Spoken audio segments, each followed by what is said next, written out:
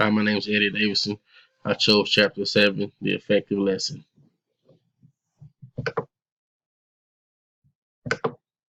Originality Evidence. Learning more about effective lessons is something that I would love to learn more about going forward in my career. Conducting effective lessons is at the heart of a teacher's craft, and that every year they do it better and better.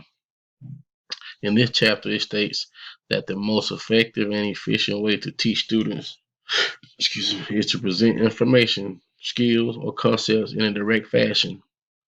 Meeting kids' needs is something that's being stressed more and more nowadays in order to get the most out of them and having them to perform better. Sometimes having a good lesson doesn't mean anything if the teacher can't get the student to buy in and figure out what's going on to have them not wanting to perform and think that it's just behavior but something deeper. This chapter focuses on strategies that teachers apply to transmit information in ways that are most likely to help students understand, incorporate, and use new concepts and skills. Correct information. In Chapter 7, it stresses the fact that direct instructions is a key to giving effective lessons to the students and how they're taught. The first step is presenting a lesson and planning it such as a way that the reason for teaching and learning the lesson are clear. Making sure that the teacher establishes a positive mindset and attitude in the students give them extra motivation to learn and obtain what you're putting in them. The setup is everything because it's better to make sure that the students have mastered the lesson before moving on to other things. The lesson should be logically organized.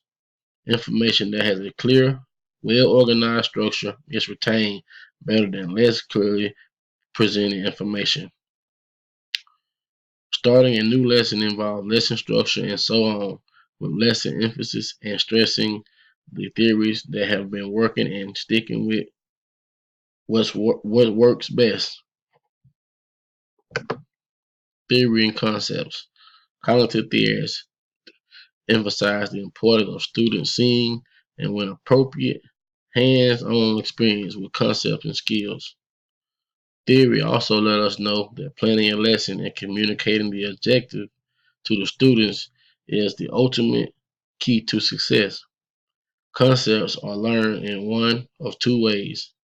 It also states that kids can learn in two ways, that we can teach them in two ways.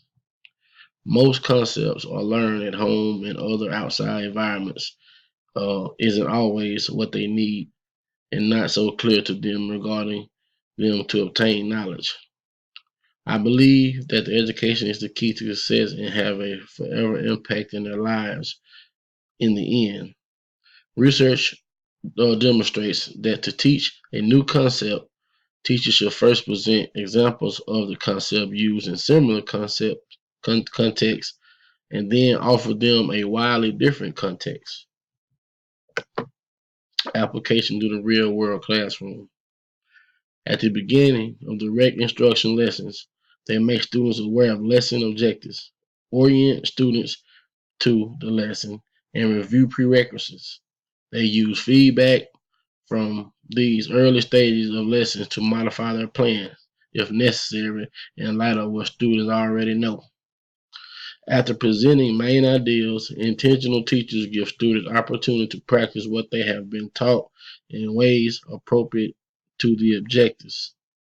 As they teach new concepts or skills, intentional teachers use humor, variety, examples, analogies, visuals, and technology to make their lesson engaging, easy to understand, and motivating.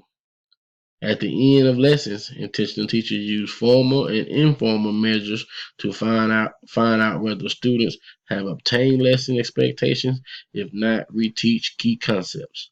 Thank you for listening. Have a good day.